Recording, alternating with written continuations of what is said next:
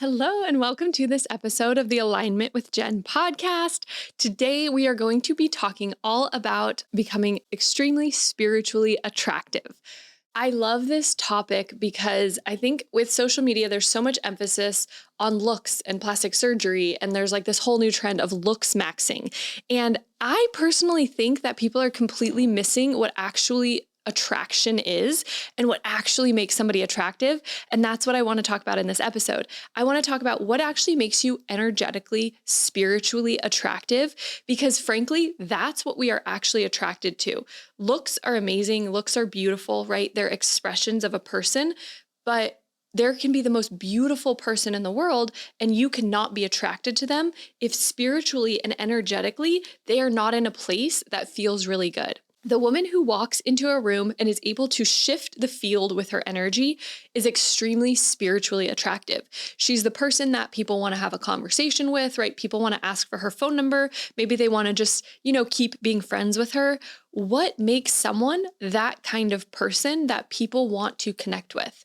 I don't believe it really has very much to do with looks. I think it has so much more to do with the energetic essence of a person. And I want to share with you how you can actually utilize that in your life to attract in more amazing people into your life. So, what does it mean to be spiritually attractive? It doesn't mean to be drop dead gorgeous or a runway model or anything like that. What it actually means is to be in a coherent state. Man, and as I said that, I felt all this energy come down. Spiritual attractiveness, it's not about performance. It's about being in alignment with who you say you are and who you actually are. It's this element of authenticity. And what I mean by coherence, I've talked about this in some previous episodes, is our energetic field is felt by everyone that we interact with on an unconscious level. And when we are in an incoherent state, what happens is it creates these waves that are very, very, very jagged and uncomfortable. And people can feel that. So incoherent states would be like stress, anxiety, fear, frustration. Those states are felt by other people. What's really interesting is I just saw this video the other day about how dogs can actually sense this as well. And they can sense it through the hormones and how people smell, but as well as the energy. Dogs are so in tune to energy. And what happens is dogs will often go, and this was like a scientific study that they did, to the most anxious person in the room because they'll want to help them calm down. And so the dog will actually be able to feel it. The same is true for people. We feel it as well, but typically we're not going toward the most anxious person in the room. Typically, we are drawn to the most coherent person in the room, the person who's in a coherent state, which is happiness, joy, love, peace, calm, right? Regulated nervous system. We're very drawn to that because it makes us feel safe. It makes us feel good. Our state, how we hold ourselves, our physiological state, right? Our energy communicates a lot to other people. What's interesting is when we are in that regulated state, it actually influences our body language as well, right? Our body language will typically be more open. Our face will be more relaxed. Our breathing will be more expanded. Our eyes will be softer versus when we are in a more anxious and contracted state, our arms might be in, we might be covering our torso a little bit, or our arms are crossed, or maybe we're kind of hunched in, or we're giving a little bit of a skeptical gaze or something, right? That's a little extreme. Or our jaw is clenched. Those kinds of things are the physical representation of what's actually going on energetically. And so when we can shift energetically, we can shift the way that we're actually able to show up and the presence that we carry with us. And this people feel it. This is why one person can completely copy another person's piece of content that did really well, and it will not do well for them because it's like a piece of paper with nothing behind it. There's no energetic backing. The energy is 99%. The 1% is what you're actually experiencing in the physical. And so being attractive, spiritually attractive, is all about that 99%. It's who you are energetically, and we cannot fake energy. We can't pretend to be something that we're not energetically. So part of the reason that people become very energetically and spiritually attractive is because our states, our emotional states are contagious to other people. When we are around someone, energy will move from high to low. So if you are around someone who's in a low vibrational state, say you go to an event and you sit by somebody and they're in a really low vibe state, you feel that, right? It almost kind of feels like your energy is being drawn away because it actually is. And we want to strengthen our energy so much so that way that doesn't happen. But when we are able to have really elevated energy, to protect our energy, to create boundaries around our energy, to have that higher frequency energy, it is contagious and other people really, really feel it and they want to be around you. That leads to more business deals. It leads to more being asked out. It leads to better friendships, right? It expands our entire life. Energy, who we are energetically, is a massively important aspect of our lives, if not everything, because it determines what we attract and who we attract. And if you notice you're attracting a lot of people that you really don't want to be attracting, that's something you got to look at on the inside, right? If you keep attracting partners who don't treat you well, it doesn't mean that you don't treat people well, but it means that part of you believes that's what you are meant to attract. Okay. So noticing what you are attracting. If you attract a lot of people you absolutely adore, you're probably operating in a lot of that positive energy, right?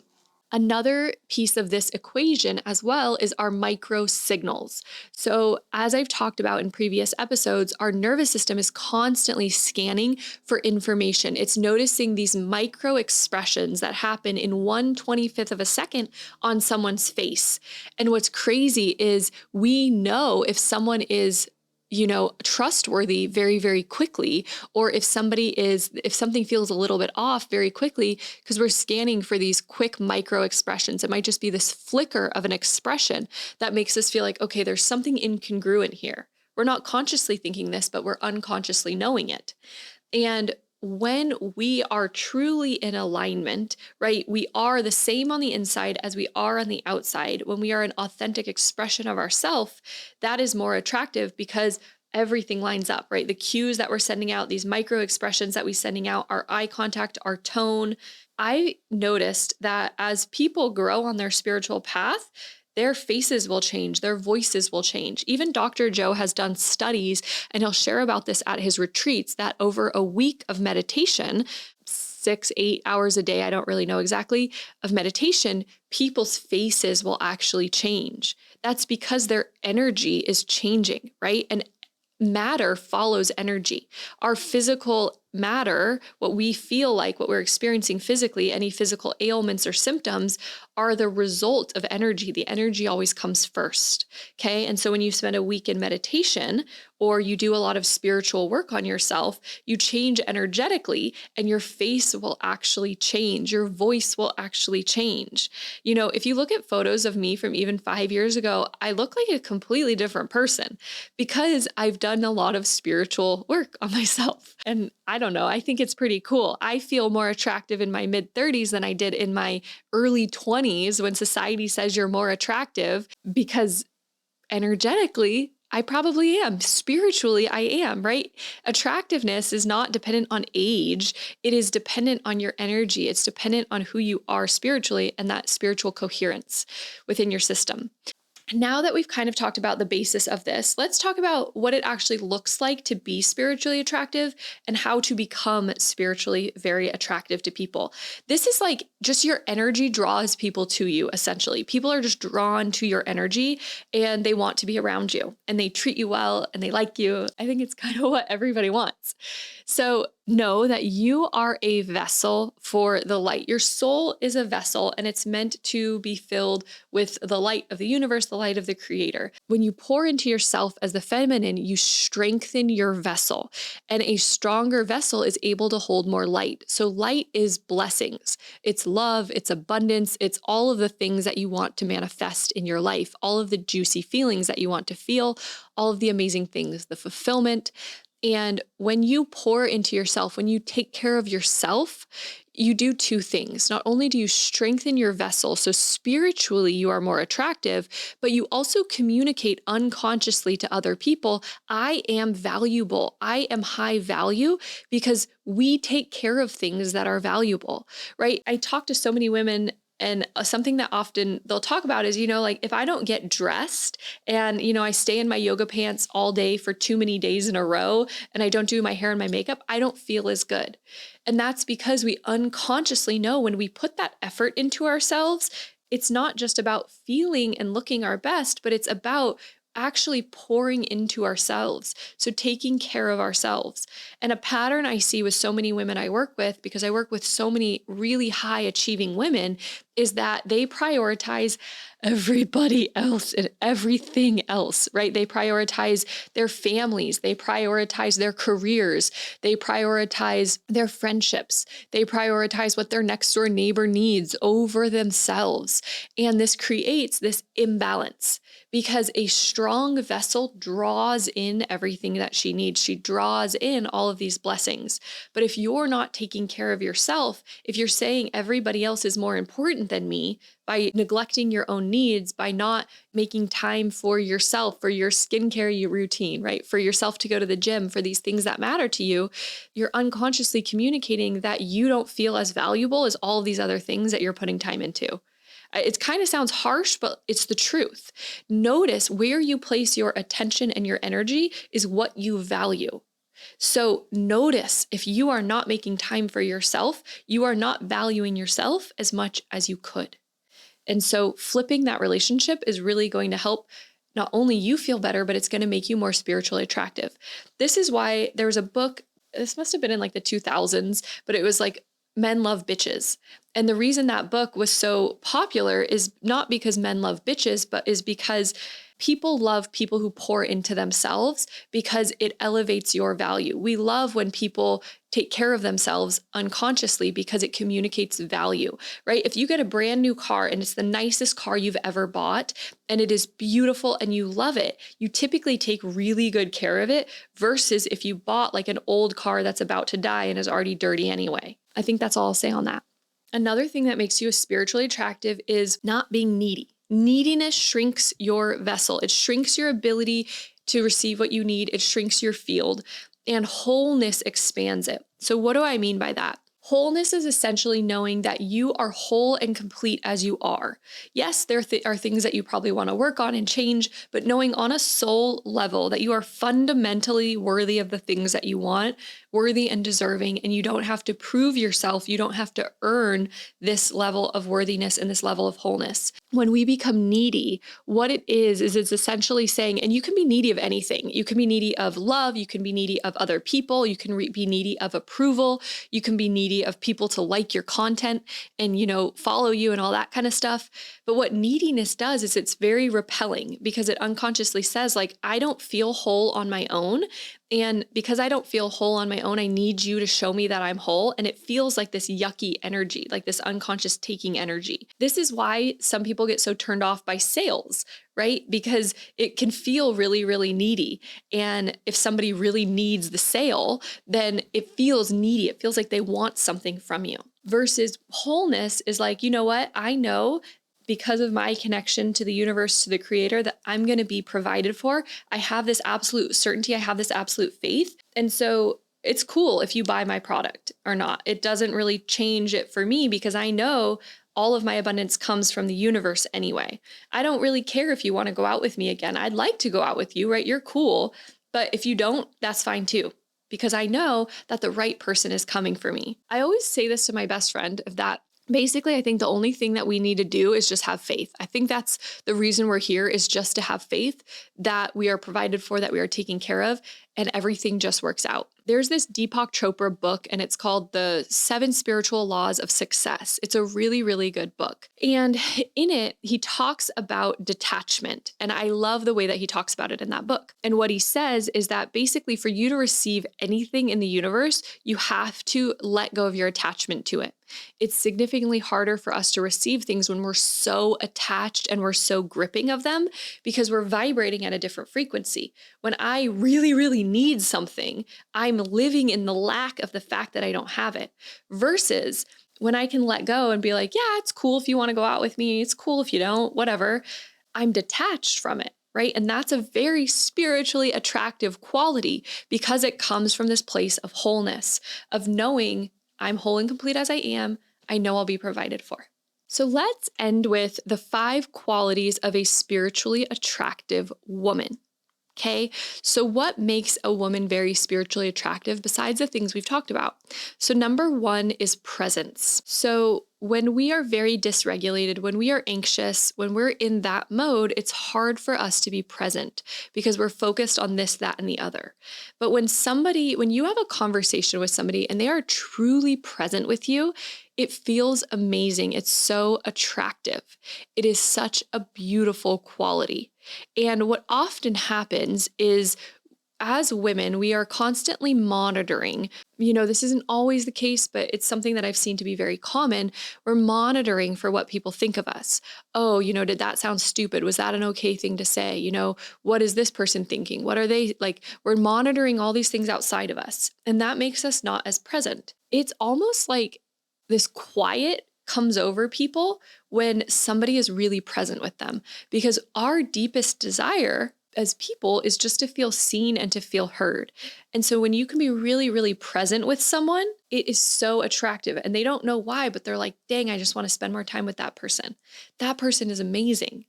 And it can literally be, you don't say anything, you're just listening, but you're actually truly listening. You're not pretending to be present and then over here writing your grocery list. You're actually present with them. Practice it. I promise you will be blown away. If you sell anything, when you are present with your customer, watch out, your sales are going to go up, because presence allows you to notice these subtle changes, these subtle cues, these subtle things that people say.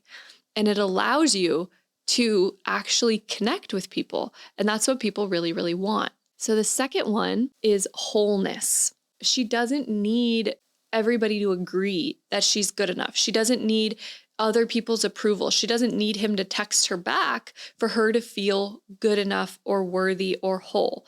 She knows she's innately whole, and she doesn't need anything to prove it. She knows she's whole because on a soul level, she's connected to this greater force than her.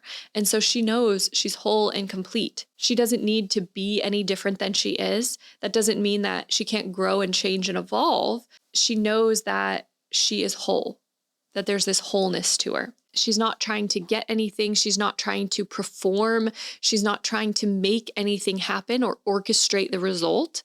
She's just allowing it to happen because she knows that she will be provided for as she needs. The third one is heart energy or warmth. A lot of society today is really living in our heads, right? We're thinking, we're doing a lot of analyzing, we're doing a lot of survival, beta brainwave stuff. But when we can drop our energy into our heart and feel this warmth, feel this connection for people, that actually expands our energy field, and people feel it. They feel this coherence in our system when we are in our hearts, when we are focused and our energy comes from our hearts. It allows us to not be as armored or defensive. We're not crossing our arms. We're actually open to connection. We're open to other people. We're more generous, more loving. This warmth goes a long way. So another quality of a spiritually attractive woman is authenticity. She is actually who she says she is. She's not trying to perform. She's not trying to be anything that she's not. She's actually authentically herself. She's not hiding. She's not pretending to be someone that she's not. She's not watering down her interests. She's not so uncomfortable with other people's judgments that she can't voice her own opinions. She's not shape-shifting based on the room that she's in. She's just who she is. People can take it or leave it, and that's okay with her. One of my friends the other day said to me, he's like, I'm actually so grateful that people don't like me now. And I was like, that's interesting. Tell me more.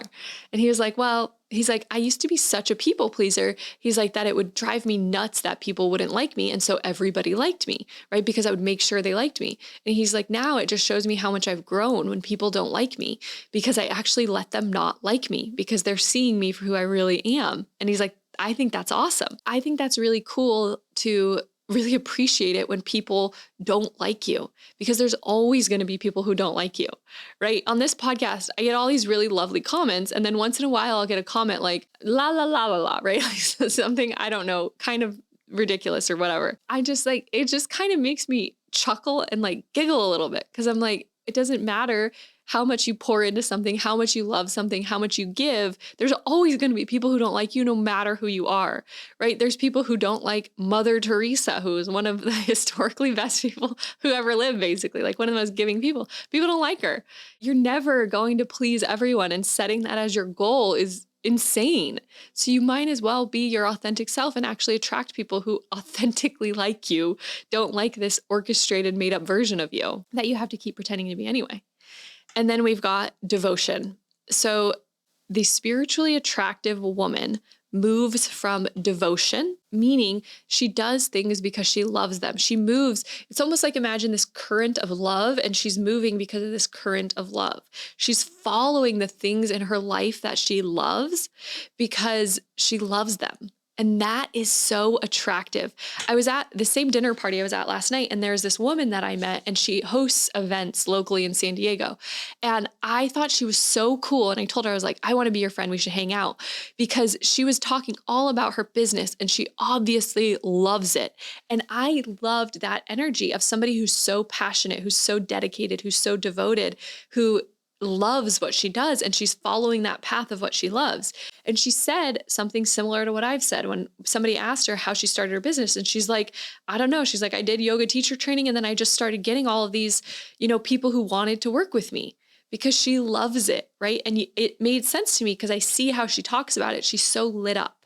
So follow those things in your life that you really, really love. So how to strengthen your spiritual attractiveness. So number one is regulate. Let's talk about if you're at an event, okay, what you can do. So one is regulate before you enter the room.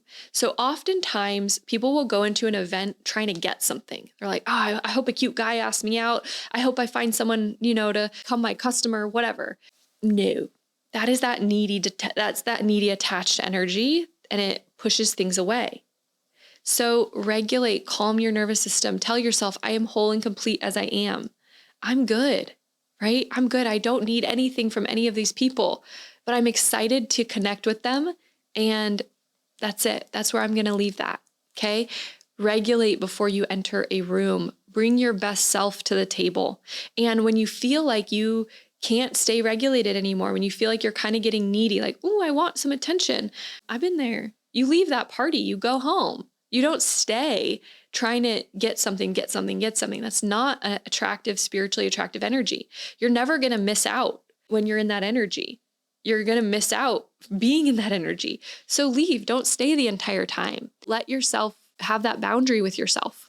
The second one to strengthen this is clear the heavy frequencies. So the heaviest frequencies are shame, resentment, blame, guilt, those heavy, heavy frequencies that we can carry for lifetimes. Clearing those and doing that work to clear them is going to elevate your energy. It's going to elevate your frequency, and it's going to allow you to show up as that most authentic version of you, right? So those fears, those doubts that are preventing you from going after what you really want, working through those is going to make you so spiritually attractive, right? You see how none of this has anything to do with how you look or what you wear. Those are all distractions, because that's the 1%. They're important. They matter. You want to look good, right? You want to take care of yourself, but it's the inner that matters so much more. If you'd like help with any of this that we've talked about today, send me the message podcast on Instagram. My Instagram's at Alignment with Jen, and I will send you a 5-minute video about my community where I guide you through all of this on such a deeper level, right? In this podcast, if you like this podcast, this is a little scratch of the surface of everything we can do together. So let me give you a couple more of these. Number 3 is practice pleasure, just following your joy, right? Following your bliss, like what I talked about earlier. When you follow what makes you happy, you are happy. I know, as crazy as that sounds, right? Instead of following what we think is what we're supposed to do, follow what makes you happy. And then the final one is stop auditioning. So stop trying to perform or be something and just be who you authentically are. That is one of the most spiritually attractive things that you can do. If you got nothing else from this episode, the most important part about being spiritually attractive is just being authentic. Because what happens is when you are you, the people, you send out this light, this signal energetically, and the people that are here to be in your life can actually see that signal. But when you're inauthentic, you mask that light and they can't see you for who you're really meant to be. So I hope you loved this episode. I will see you in the next one. Please follow and like and all of the things so I can continue to make these episodes for you. And I appreciate you and thank you for being here.